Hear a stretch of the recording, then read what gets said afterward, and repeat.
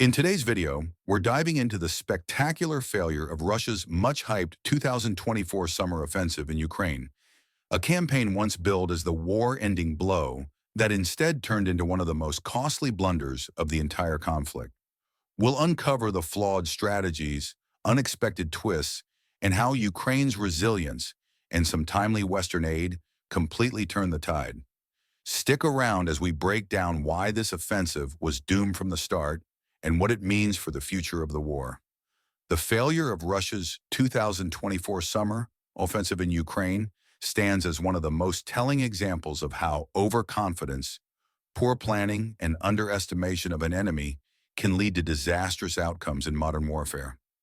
What was once touted as the war-ending blow, or at the very least, a significant strategic breakthrough, turned into a quagmire for Russia, one that not only failed to achieve its goals, but further weakened its position in the war. The story of this failed offensive reveals the deep flaws in Russia's military approach, the resilience of Ukraine, and the complex geopolitics at play in the ongoing Russo-Ukrainian conflict. At the heart of Russia's grandiose plans for the summer offensive was a deeply flawed assumption that Ukraine was too weak to resist, and that the West, particularly the United States, was on the verge of abandoning its support for Kyiv. These miscalculations were compounded by an over-reliance on sheer numbers rather than tactical finesse, and a fatal underestimation of Ukraine's adaptability and the West's eventual response. The lead-up to the summer offensive was nothing short of dramatic.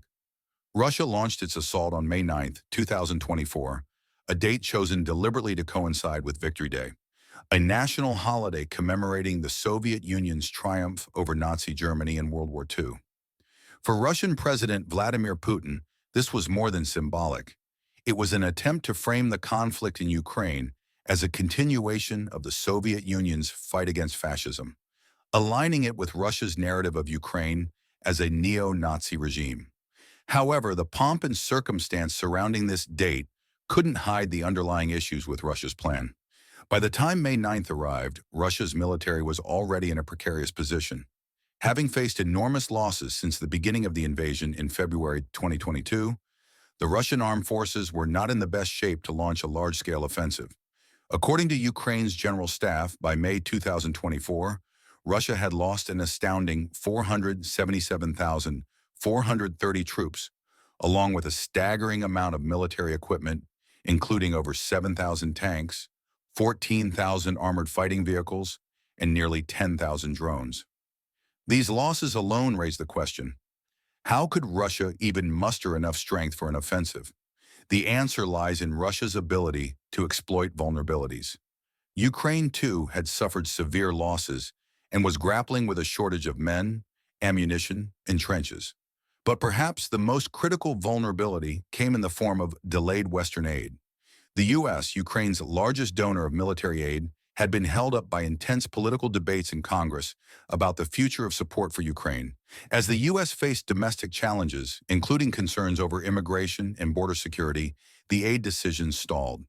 For Russia, this delay provided a fleeting window of opportunity, one they were desperate to exploit. Russia's initial success in the offensive seemed promising. With a combined force of 40,000 troops, the Russian military made some of its most significant territorial gains in 18 months, capturing 10 villages in the Kharkiv Oblast and advancing 6 miles into Ukrainian territory. However, these early victories were short-lived, and the offensive soon sputtered. By June 6th, the advance had stalled, and Ukrainian forces had begun to counterattack, regaining lost ground. The reasons behind the offensive's failure are multifaceted, but the most glaring issue was poor preparation. Despite their earlier gains, Russian forces were not adequately equipped or organized to sustain a prolonged offensive. The decision to launch the attack in May, according to analysts like Michael Kaufman, was premature. Kaufman noted that the offensive began about a month earlier than planned, catching even the Russian forces by surprise. Some units, such as the 4th Army Corps, had not finished training, leaving them ill-prepared for the challenges they would face on the battlefield. Compounding these problems was a lack of clear objectives.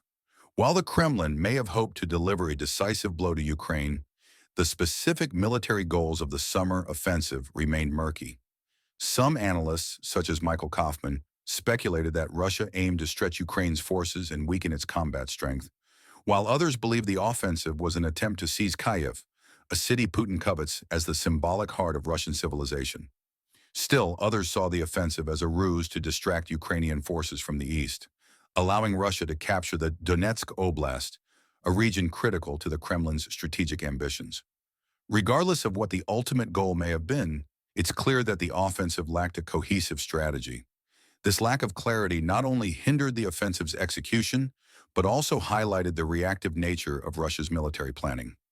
Rather than devising a well-thought-out plan, Russian commanders appeared to be making decisions on the fly, adjusting their objectives based on Ukraine's responses. This approach, while flexible in theory, often resulted in haphazard operations that lacked direction and cohesion. One of the more bizarre tactics employed during the offensive was the use of motorcycles. Ukrainian soldiers reported that Russian troops would send soldiers on motorcycles to the front lines, with the goal of riding as fast as possible to avoid being hit. Those who survived the journey would then abandon their bikes and fight as infantry in the trenches. This desperate tactic underscores the extent to which Russia was struggling to equip its forces, as they faced a significant shortage of armored vehicles. In response, Russia resorted to using makeshift armored vehicles, colloquially known as turtle tanks, which were cobbled together from available resources. These vehicles, while better than nothing, were no match for Ukraine's modern military equipment, much of which had been supplied by the West. The hasty and poorly coordinated nature of the offensive ultimately led to catastrophic losses for Russia. By July, it was reported that Russia was losing over 1,000 soldiers per day, with British intelligence estimating that the country had lost more than 70,000 troops in just 2 months. These staggering casualties, combined with the destruction of military equipment, further weakened Russia's position in Ukraine. The offensive, which had been heralded as a potential turning point in the war, instead became a costly failure. But Russia's failure in Kharkiv was not solely due to poor preparation and execution. Ukraine's resilience, bolstered by Western military aid, played a critical role in halting the offensive. Despite the initial delay in aid, the U.S. and its allies eventually delivered much-needed supplies, including ammunition and armored vehicles, which helped Ukraine's forces regain the upper hand. By late July, Ukraine had not only stopped Russia's advance, but had also recaptured many of the positions the Russian military had seized earlier in the offensive.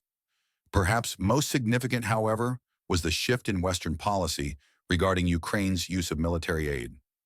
Prior to June 2024, Ukraine had been prohibited from using Western-supplied weapons to strike targets on Russian soil. This restriction had limited Ukraine's operational scope, making it difficult to disrupt Russia's war machine. But as the summer offensive unfolded and Russia's aggression intensified, the U.S. and its allies partially lifted the ban, allowing Ukraine to target Russian border areas used to launch attacks on Ukraine. This newfound ability to strike Russian targets further eroded Russia's military capabilities and disrupted its supply lines, contributing to the failure of the summer offensive. The Ukrainian military, for its part, continued to adapt and innovate, finding ways to overcome the challenges posed by Russia's numerical superiority. One of the key adaptations was the lowering of Ukraine's mobilization age from 27 to 25, which allowed the country to draft more soldiers and quickly bolster its fighting power. In the end, the failure of Russia's 2024 summer offensive in Ukraine was a result of multiple factors: poor planning, lack of clear objectives, underestimation of Ukraine's resilience, and the eventual arrival of Western military aid. What was supposed to be a decisive moment in the war turned into a costly blunder for Russia, one that only served to further weaken its position on the battlefield. As the war drags on, it's clear that Ukraine's ability to adapt and overcome has been a major factor in its success. While the situation remains fluid, with both sides continuing to jockey for position along the front lines, Ukraine's growing strength and the unwavering support of its Western allies suggest that Russia's hopes for a quick victory are becoming increasingly distant. The story of Russia's failed summer offensive is a cautionary tale of what happens when a military underestimates its opponent and overestimates its own capabilities. It serves as a reminder that in modern warfare, brute force alone is not enough to achieve victory. Strategy, preparation, and adaptability are just as important, if not more so. and in these areas, Ukraine has consistently outperformed its Russian adversary. As the world watches and waits to see what comes next in this protracted conflict, one thing is certain. Ukraine is not only surviving but thriving in the face of immense challenges. Whether the next major battle takes place in Kharkiv or another part of the front line, Ukraine has proven that it has the strength, resilience, and determination to continue fighting and winning against all odds. The future of the war may be uncertain, but Ukraine's resolve is not. And that, more than anything, may be the key to its eventual victory.